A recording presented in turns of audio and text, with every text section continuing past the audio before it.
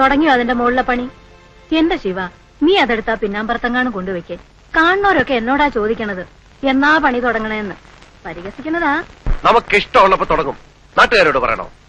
ചേട്ടാ, ഈ ലോകത്ത് വേറെന്തൊക്കെ കാര്യമുണ്ട് അന്വേഷിക്കാൻ? ശിവശങ്കരൻ വീട് വെക്കുവോ? എന്ന് പണി തുടങ്ങും? എങ്ങനെ പണി തുടങ്ങും? വേറെന്തൊക്കെ അറിയണ്ടത്? കണ്ണുകടി എന്ന് വെച്ചാൽ ഇങ്ങനെയുണ്ടോ കണ്ണുകടി? പിന്നെ നിറയെ പൊന്നും പണം വെച്ചിരിക്കല്ലേ അറയില് കണ്ണു കടിക്കാൻ. എന്റെ ശിവ, അല്പത്തരം പറയാതെ നീ പാലുള്ളത് അയാൾക്ക് കൊണ്ട് കൊടുക്ക. വെറുതെ മനക്കോട്ടകൾ കെട്ടുക എന്നല്ലാണ്ട്. ഇതാ പാല് കുറവാ, 3 കുപ്പി തികയില്ലാന്ന് പ്രഭാകരൻ നായരോട് പറ. അതെന്ത് പറ്റി? കറന്നെടുത്താ മാത്രം പോരാ, അതനുസരിച്ച് പാലുണ്ടാകാൻ പയ്യന്റെ ഉള്ളിലേക്കും വല്ലതും കൊടുക്കണം. വെള്ളം ചേർത്താലോ? എന്നിട്ട് വേണം ആ നായർ കുപ്പിയോടെ മുഖത്തറിയാൻ. വിഷമൊന്നും അല്ലല്ലോ, പാലിൽ ഇത്തിരി വെള്ളം ചേർക്കുന്നത് നല്ലതാ. വേണമെങ്കിൽ മതി.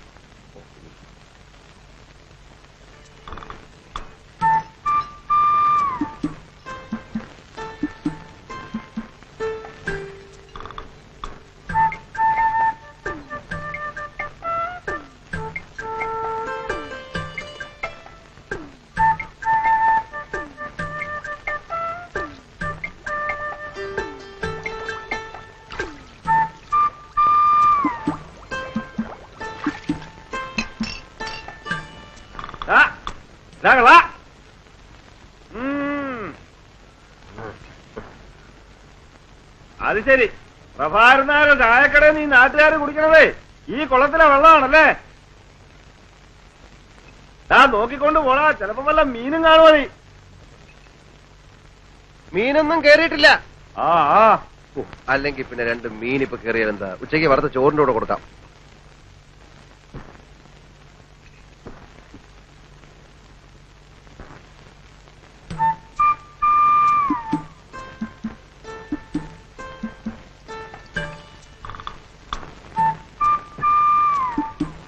പാല് വെള്ളം പോലെയാണല്ലോ. പാല് വെള്ളം പോലല്ലാതെ പിന്നെ കല്ല് പോലെ ഇരിക്കണം. അത് വേണ്ട, പക്ഷെ പാല് പാലായിരിക്കണം. ഇത് മുഴുവൻ വെള്ള കണ്ട. അതോ, അത് ഇന്നലെ കുറെ കൂടുതൽ വെള്ളം കുടിച്ചു. കൂടുതൽ വെള്ളം കുടിച്ചാ പാലിന്റെ കൊഴുപ്പ് കുറയും അല്ലേ? എന്റെ ശിവശങ്കര, പ്രഭാകരൻ നായരുടെ അടുത്ത് വേണോ ഈ വിളവ്? ഏതായാലും ഇന്ന് ഞാനിത് തിരിച്ചരുന്നില്ല. നാളെയും പയ്യെ കൂടുതൽ വെള്ളം കുടിച്ചാ ആ പാല് നമുക്ക് വേണ്ട. അമ്മയോട് പറഞ്ഞേക്ക്. ഓരോ തെറ്റിദ്ധാരണകളെ ചേട്ടാ. ഞങ്ങളൊക്കെ കറക്കുന്ന മൊന്തയില് ഒരു തുള്ളി വെള്ളം കാണത്തില്ല. ഈ പാലില് വെള്ളം ചേർത്ത് വിറ്റിട്ടൊന്നും എനിക്ക് ജീവിക്കേണ്ട കാര്യമില്ല. എനിക്ക് ഒന്നാം തരം ജോലിയുള്ളതാ. ഗോവിന്ദൻ കൺട്രാക്ടിന്റെ അടുത്തൊന്ന് നീ പോന്നു പറയുന്ന കേട്ടു. പോന്നു. അതുകൊണ്ടെന്താ, ഇപ്പോഴേ ഞാൻ ഒന്നാം തരം ഒരു മെഡിക്കൽ കമ്പനിയുടെ റെപ്രസെന്റേറ്റീവാ. അറിയോ? വാചോടിക്കാതെ പോ. യോ, എന്റെ ഉമ്മ ഓന്തരുന്ന മരുന്നൊന്നും വിചോദിച്ച് കഴിക്കല്ലേ. അതേതോ തല്ലിപ്പൊളി കമ്പനിയുടെ മരുന്നാ. അത് മാത്രമല്ല, ഓനീ മരുന്നിനെ കുറിച്ച് ഒരു ചുക്കും ചുണ്ണാൻ പോട്ട് അറിയേയില്ല. പിന്നെ പെട്ടിയും തൂക്കി മരുന്ന് വിൽക്കാനാന്ന് പറഞ്ഞു ഓ നടക്കണ എന്തിനാ? ഈ മരുന്ന് വിൽക്കുന്നവരാണോ ചികിത്സ? അത് ഡോക്ടർമാർക്കേ അറിയൂ. എന്നാലും അത് മുഴുകാൻ രസം നല്ല ആക്കണ്ട്. മോന്റെ കാര്യം പറഞ്ഞ് നാക്കെടുത്തില്ല. നീ എന്താ ഇതുവഴി? ഒന്നും പറയണ്ട. ഞാൻ ആ ഇടവഴി ചാടിക്കടന്ന് ചുറ്റിക്കറങ്ങി ഓടി വരിക. കാലത്തെ ആ വെറിയമ്മേനോ കേറി വന്നു. ഞാൻ അയാള് കാണാതെ അടുക്കള ഒഴുങ്ങി പോന്നു. അത് ശരി. ഇങ്ങനെ ഒളിച്ചു കളിച്ചിട്ട് എന്താ കാര്യം? പിന്നല്ലാതെ എത്ര അവധിയെന്ന് വെച്ചാ പറയാ. സാധാരണ അച്ഛന്മാര് മക്കൾക്ക് സമ്പാദിച്ചു കൊടുത്തിട്ടാ മരിക്കുക. പൂക്കാട്ടുശ്ശേരി പരമേശ്വരൻ നായര് 3 മക്കൾ കൂടെ സമ്പാദിച്ചു കൊടുത്തിരിക്കുന്ന നാട് മുഴുവൻ കടവാ. ഒക്കെ ശരിയാവും എന്റെ ശിവൻകുട്ടിയെ, ഈ സമാധാനിക്ക്. ഒക്കെ ശരിയാവും. ഞാനൊരു കത്തിയും കഠാരിയായിട്ട് ഇറങ്ങണം, കക്കാനും പിടിച്ചു പറിക്കാനും ഒക്കെ. നീ ഇത്ര ബേജാറാവണം എന്തിനാ? ഇതൊക്കെ തന്നെയാ ജീവിതം എന്ന് പറയുന്നത്. ഓരോരുത്തർക്കും അവരവരുടെ പ്രശ്നങ്ങൾ. ഇതിലിത്ര വിഷമിക്കാൻ എന്തുവാ കാര്യം? ബാലേട്ടനെ മിടുക്കൻ. ജോലിയും കുടുംബവും ഒക്കെ ആയപ്പോ മൂപ്പര് സൂത്രത്തിൽ അങ്ങ് മാറി. കുടുംബം നോക്കാനും കടക്കാരോട് സമാധാനം പറയാനും ഞാനുണ്ടല്ലോ. കഞ്ഞി വിളമ്പിക്കണോ? നീ വല്ലതും കഴിച്ചിട്ടാണോ ഇറങ്ങിയത്? എനിക്ക് വേണ്ട. ഇതിനോട് വിളമ്പിയോ? ഇവൻ വീട്ടിന്റെ പിന്നാമ്പുറത്തൂടെ മുങ്ങിയതാ. ഇയാള് വേഗം കഴിച്ചിട്ട് വാ, വണ്ടി പോവാം. അപ്പൊ അയാളുടെ കണ്ണിപ്പെടാണ്ട് പോവാലോ. അതെന്താ, ഞങ്ങളുടെ കഞ്ഞി കഴിക്കൂലേ? ഇതൊക്കെ ഇവന്റെ ഒരു നമ്പറല്ലേടി. പണ്ട് വാപ്പ ഉണ്ണാൻ വരുമ്പോ ഉമ്മയ്ക്ക് ഓർമ്മയുണ്ടോ? എവിടെയാണേലും അവൻ പറന്നെത്തും, വിളിച്ചാ വരത്തില്ല. എന്നാ അവിടെ ഇവിടെയൊക്കെ പതുങ്ങി ഇന്നലെ ശബ്ദം ഉണ്ടാക്കി. താറാമുട്ട പൊരിച്ചു കിട്ടാനുള്ള കൊതിയാ. വാപ്പയ്ക്കതറിയാം. മൂപ്പർ ഒരു കഷ്ടം അങ്ങോട്ട് കൊടുക്കും. കിട്ടിയാ പിന്നെ ഒരു നിമിഷം നിൽക്കത്തില്ല, പറക്കുന്ന കാണാം. കഞ്ഞിക്ക് എന്താ കൂട്ടാൻ? കഞ്ഞിക്ക് എന്താ കൂട്ടാൻ? കഞ്ഞിക്ക് കൂട്ടാൻ കച്ചിൽ. നെറുകേട് കാണിക്കുന്നതിനെ ഒരു അതിരുണ്ട്. ഞാനെന്താ നിങ്ങളുടെ കളിക്കുട്ടിയാ? പൂച്ചവാക്കിൽ വാ പട്ടുവാക്കിൽ വാന്ന് പറഞ്ഞ് എന്നെ കുരങ്ങെളുപ്പിക്കാൻ തുടങ്ങിയിട്ട് കൊല്ലം 5-6 ആ ബാലകൃഷ്ണ അടുത്ത് ചെന്നപ്പോ അവനില്ലാത്ത പ്രാരാബ്ധമില്ല. ശിവൻകുട്ടി തരുമെന്ന് പറയും. ശിവൻകുട്ടിയുടെ അടുത്ത് വരുമ്പോ പാടത്തെ തവള കരയണമാതിരി തറാന്ന് പറയും. ഇപ്പൊ എന്റെ നേളില് കണ്ടാവും മുങ്ങി നടക്കുക. എന്റെ പെട്ടിരിക്കണ പണം 25,000 റുപ്യ എണ്ണി തന്നിട്ടാ ഞാൻ ഈ അച്ചാലും പിച്ചാൻ നടക്കേണ്ടി വന്നത്. അവരാരും വാങ്ങിച്ച പണമല്ലല്ലോ. വാങ്ങിച്ച ആള് മരിച്ചും പോയി. എന്നാലും തരില്ലാന്നൊന്നും ഞങ്ങൾ പറഞ്ഞിട്ടില്ലല്ലോ.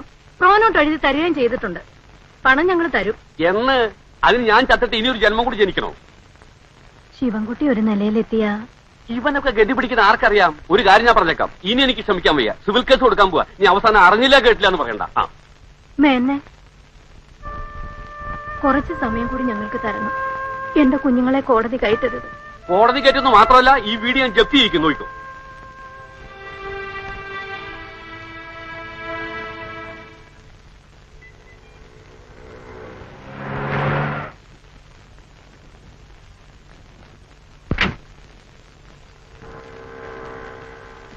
എത്ര രൂപയായി? എത്രയായാലും ഓഫീസിൽ ഒന്ന് വാങ്ങിച്ചോളൂ. ഏത് ഓഫീസ്? നീ എന്തോ ഈ പറയുന്നേ? നിന്റെ അമ്മായി അമ്മയുടെ ആഫീസ്. ഇവിടെ പോടാ, ബിസിനസ് നാക്കറിയാത്ത കഴുതാ.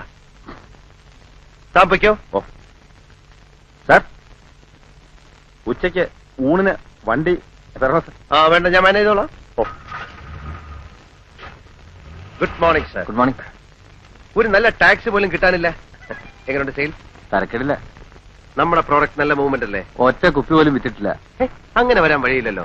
ഈ എറണാകുളത്തൊക്കെ പ്രോട്ടോബി ഭയങ്കര സെയിൽ, കിട്ടാനില്ല. ഈ ഗർഭശുശ്രൂഷയ്ക്ക് പറ്റിയ ടോണിക്കാണ്. മിനറൽസ്, പ്രോട്ടീൻസ്, ഹോർമോൺസ്, വൈറ്റമിൻസ് എല്ലാം ഉണ്ടല്ലോ. വെറുതെ പുഴു അടിക്കാതെ ആശാനെ, നെല്ലിക്ക വൈനിൽ ഏതാണ്ട് അരച്ചു കലക്കി ഉണ്ടാക്കുന്ന സാധനമല്ലേ. ഞാൻ അന്നേ പറഞ്ഞതാ ഇതൊന്നും ചെലവാവില്ലെന്ന്. പിന്നെ ചെലവാക്കാം. ഡോക്ടർമാർക്ക് നല്ല കമ്മീഷൻ കൊടുക്കണം. അത് കമ്പനിക്കാർ വിചാരിക്കാൻ നമ്മൾ എന്ത് അത് പറഞ്ഞ് സമ്മതിപ്പിക്കണം. പ്രോവി തേക്കാര് 500 ബോട്ടിലിന് വീതം കമ്മീഷനായിട്ട് ഓരോ വാഷിംഗ് മെഷീനാ കൊടുക്കുന്നത്. തന്നെ? ആ, അല്ലാതെ ഇത്രയും ചെറിയ കമ്പനികൾക്കൊന്നും നിലനിൽപ്പില്ല. നിങ്ങൾ ഇവിടെ വെച്ച ബോട്ടിലുകളെല്ലാം തിരിച്ചു കൊണ്ടുപോകണം. എല്ലാം എക്സ്പയറി ഡേറ്റ് ആവാറ്. എക്സ്പയറി ഡേറ്റ് കഴിഞ്ഞ സാധനം ഒന്നും ഇവിടെ വിൽക്കാറില്ലേ? ഇവിടെ എക്സ്പയറി ഡേറ്റ് കഴിഞ്ഞൊന്നും വിൽക്കാറില്ല. ചില സ്ഥലത്ത് വിൽക്കാറുണ്ട്. ഇവിടെ ഇരിക്കട്ടെ, ഞാൻ ഒന്ന് കറങ്ങിട്ട് വരാം. Okay okay. ബ്ലഡും യൂറിനും മോഷനും ഒന്ന് പരിശോധിച്ചിട്ട് വരൂ. ഒരു എക്സ്റേ എടുത്തോ, എന്നിട്ട് മരുന്നിന് എഴുതാം. ഡോക്ടർ, എനിക്ക് രാവിലെയുള്ള തലവേദന മാത്രമേ ഉള്ളൂ. അതിനിത്രയും പരിശോധനകൾ വേണോ? എങ്കിൽ പിന്നെ നിങ്ങൾ എന്റെ അടുത്ത് വരണോ? സ്വന്തമായിട്ട് അങ്ങ് ചികിത്സിച്ചാ പോരെ. ഇത് വെറും ഒരു തലവേദന ആയിക്കൊള്ളണമെന്നില്ല.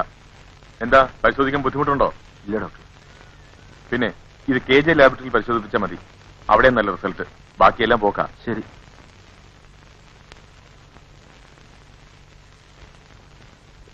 Good afternoon doctor.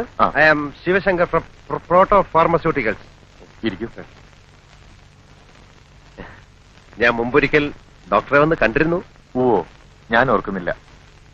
ഞങ്ങളുടെ പ്രോട്ടോ ബി ടോണിക് വളരെ എഫക്റ്റീവ് ആണ്. പക്ഷേ ഡോക്ടർ ഒന്നുപോലും ഇതുവരെ എഴുതിയില്ല. ഇത്തരം ചെറിയ കമ്പനികൾ ഞാൻ എഴുതാറില്ല. ഞങ്ങളുടെ കണ്ടന്റ് എന്താണെന്ന് നോക്കണം ഡോക്ടർ. അതിന്റെ ആവശ്യമില്ല. ടോണിക്കുകളുടെ ബഹളമാണ് ഇവിടെ. പിന്നെ ഈ ടേബിൾ ഫാൻ കണ്ടോ? കണ്ടു. അത് പ്രോവി തേക്കാരുടെ കോംപ്ലിമെന്റ്സ് ആണോ? പിന്നെ ഈ ടേബിൾ കണ്ടോ? കണ്ടു. വിറ്റ ബീറ്റോളുകാരുടെയാണ്.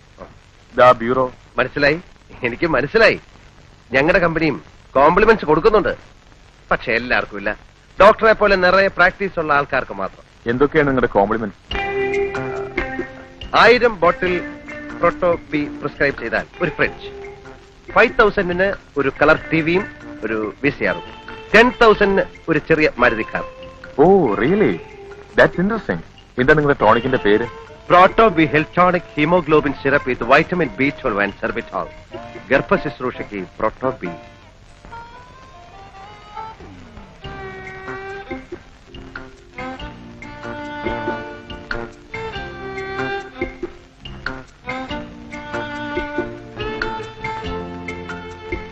പ്രോട്ടോബി 4 ബോട്ടിൽസ്. അതേത് ഡോക്ടറെ? ഡോക്ടർ സുരേന്ദ്രന്റെ. ഇത് തീർന്നിരിക്കുക. ഒരു ബോട്ടിൽ പോലും ഇല്ലേ? ഇല്ല, കംപ്ലീറ്റ് തീർന്നു. ഇപ്പൊ തന്നെ എത്ര ചീട്ടാ വന്ന് മടങ്ങിപ്പോയെന്നറിയോ? ഡോക്ടർ പറഞ്ഞിരുന്നു കിട്ടാൻ ഭയങ്കര ഡിമാൻഡാണെന്ന്. അതുകൊണ്ട് 4 വാങ്ങി വെച്ചോളാൻ. ഇനി എന്ന് വരും? 2 ദിവസത്തിനകം വരുത്തി തരാം. വേറെ എവിടെയെങ്കിലും കിട്ടുമോ? എല്ലാ മെഡിക്കൽ ഷോപ്പിലും ഔട്ട് ഓഫ് സ്റ്റോക്കാ. അന്വേഷിച്ച് നോക്ക്. എന്താ അസുഖം നിങ്ങൾക്ക്? തലവേദന. സൂര്യൻ ഉദിച്ചാൽ അപ്പം തുടങ്ങും.